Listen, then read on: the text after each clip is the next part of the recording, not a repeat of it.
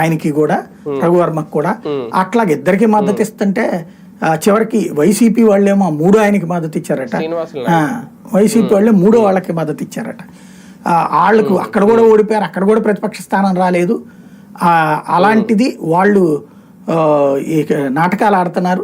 అసలు తెలుగుదేశం ఎక్కడ మద్దతు ఇచ్చింది, ఇద్దరికి మద్దతు ఇచ్చింది కదా, ఆ మాత్రం కనీస జ్ఞానం లేదా అంటే దబాయించేయడం అనమాట. అక్కడ బేసిక్గా మన కళ్ళందరి ఎదురుగుండా కనబడినటువంటిది. నాదెళ్ల మనోహర్ మాట్లాడారు, మంత్రులు మాట్లాడారు, రఘువర్మకి ఓటేయమని చెప్పేసి.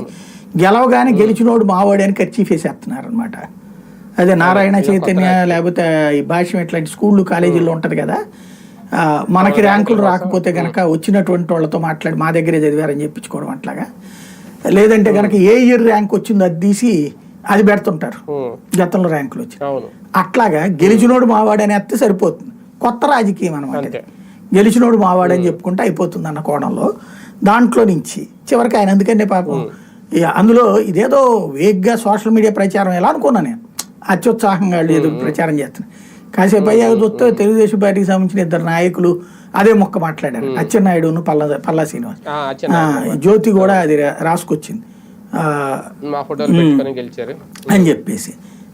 చివరికి ఆ మొక్కనే పాపం ఆయన అడిగారు, ఎవరు దామోదర్ నాయుడు గారు అడిగితే, ఏంటి అచ్చెన్నాయుడు గారు మా మద్దతు ఇచ్చారా, అయ్యో నాకు తెలియదే అని ఆయన